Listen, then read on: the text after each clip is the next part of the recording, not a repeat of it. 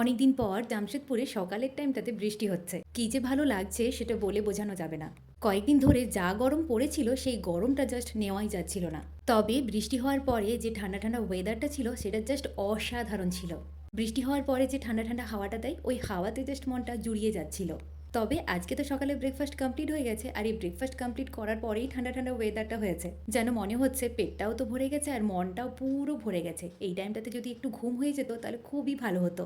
আর কি করা যায় বলুন তো, ঘুমিয়ে পড়ো বললেই কি আর ঘুমিয়ে গেলাম? এদিকে বৃষ্টি হয়েছে বলে তো আমার তো ভীষণ আনন্দ হচ্ছে, কিন্তু আরেকজনের না ভীষণ মন খারাপ করছে। আমার ছেলে বৃষ্টি হচ্ছে বলে বাইরে তো একদমই খেলতে যেতে পারছে না, আর সেই জন্য নাকি ছেলের আমার মন খারাপ হয়েছে। আর কি করা যাবে, রুমের মধ্যে বন্দি যখন, তাই মাকেই পেয়েছে মায়ের পিঠের উপরে উঠে নাচানাচি করছে। যাই হোক চলুন, বৃষ্টিটাও থেমে গেছে। বৃষ্টি থামা মাত্র ছেলে আমার কিন্তু ঘরে নেই, ও সোজা চলে গেছে ওর জেমার বাড়িতে দিদির সঙ্গে খেলা করতে। তাই তো আমিও এই সুযোগটা আর হাতছাড়া করলাম না, কাজে লাগিয়ে দিলাম। তবে ওয়েদার ভালো দেখে যে ঘুমিয়ে পড়বো সেটা তো আর হবে না, দুপুরে তো রান্নাবান্নাও বাকি আছে। আজ দুপুরে বানাবো আলু দিয়ে পাতলা মাছের ঝোল, সব রকম সবজি দিয়ে একটা চচ্চড়ি টাইপের বানাবো, আর বানাবো পেঁপে ভাজা।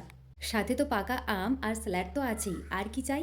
তবে এদিকে বরমশাই কিন্তু এখনো পর্যন্ত ডিউটি বেরোয়নি, একটু দেরিতেই ডিউটি বেরোবে বলেছে। এটা নাকি জরুরি মিটিং আছে, সেটা রুমের মধ্যে সেরেই তারপরে ডিউটি বেরিয়ে যাবে।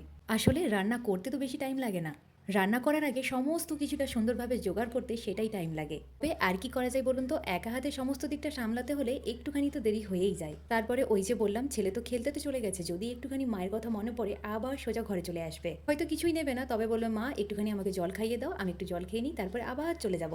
হয়তো বা কোনো কোনো সময় কোনো একটা জিনিস নিয়ে যদি বায়না শুরু করে দিয়েছে তাহলে তো হয়েই গেল। আর তাছাড়া বাচ্চা তো বায়না করবে, জেদ করবে, সমস্ত কিছুটা ছুড়বে ভাঙবে, এটাই তো বাচ্চাদের নিয়ম, তাই না? তবে বাচ্চা নিয়ে কাজ করি তো কোনো কোনো দিন একটা কাজকে আবার দু তিনবারও করতে হয়।